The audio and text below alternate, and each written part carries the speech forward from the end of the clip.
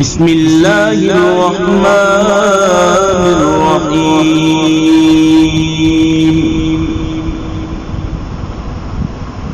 بسم الله الرحمن الرحيم.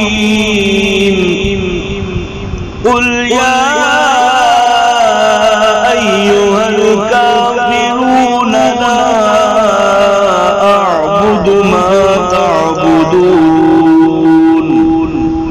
ولا